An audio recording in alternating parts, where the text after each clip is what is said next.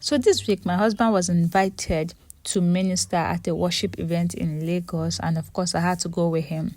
But first, Saturday, I had to get to the salon to have my hair done. I had to remove the cornrows that I had on, retouched the hair, and sat down to have another set of cornrows on again because I didn't have time to make my hair. I had wigs I had gotten from my hairstylist also, so I put it on. This was me a few days to the event. Saturday night, I made okra because I love okra soup. Oh my god. Bernard Franklin was around, so I had to take care of Bernard. After eating, I went into the home office to watch a sermon that was preached by my husband. Let me pause here and say that I love listening to my husband, and I'm going to shamelessly say it. And I'm going to recommend his teachings, his sermons on YouTube. You can look them up on his YouTube channel, John Oluwatobi, or the ministry YouTube channel, The Global Ecclesia. He teaches so well, especially if you want the practicality of living out the divine life that we were called to live by God. So at this point, I was watching the sermon and Bernard was laughing at me. My husband, also my pastor, please. See, as you're watching your pastor, your husband, preaching, and you're blushing, very cutesy. Oh, very demure. Very demure. Very considerate, very mindful. Very spiritual. I want to leave you. Okay, so let's continue the vlog. This was Sunday morning on the 15th of September. We got into church. I led opening prayer. Service began. Shortly after that, my husband came to preach. He taught on power by prayer. We have been on a prayer series in church, and on this particular day, he taught us how to generate power in the place of prayer. We need power to do all that God has called us to do, and how power is generated is when we stay in the place of prayer. I recommend this sermon, find it. So after Sunday service, we hit the road from Abeokuta to Lagos. We drove. This was Third Language, I believe.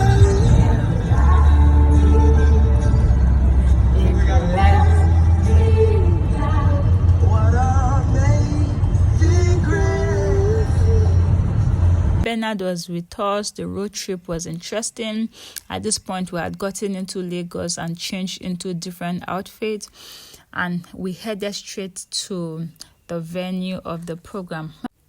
When we got there, it was all hugs, all laughter. We had missed ourselves so much, and it was so beautiful seeing everyone again after a long time.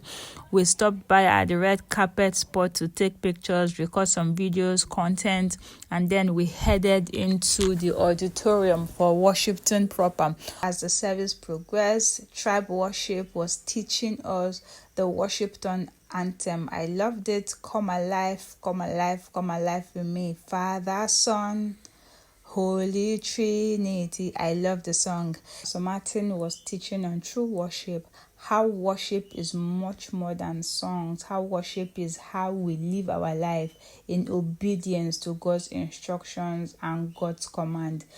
Somewhere in the service, my husband was invited upstage for his session. He taught and he led us in prayer for a couple of minutes.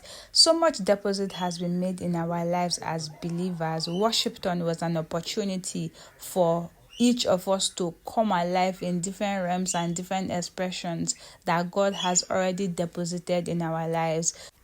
And yes, you can find the teaching on YouTube. Just head over to the Tribe Nation YouTube channel. I also strongly recommend that you watch the sermon by Pastor Martin and Pastor Fedi. It will bless your life and it will help you come alive as a son of God in this day and time. Romans chapter 8 verse 19 says that the earnest expectation of creature awaits the manifestation of the sons of God.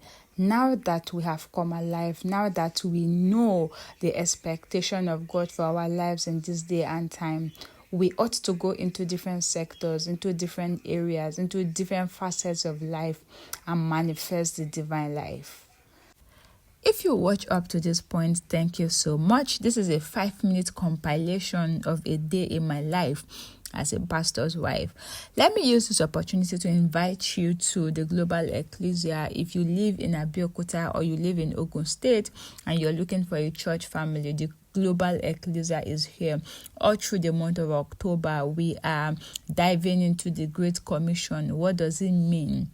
What does it mean for a believer? What does it mean for a pastor? What does it mean for a teacher? What does it mean for sons of God that are scattered in different sectors of life? We look forward to seeing you if you happen to be in the city of Abeokuta. God loves you. I love you. And I'm looking forward to seeing all of the beautiful things that God is set to manifest through your life.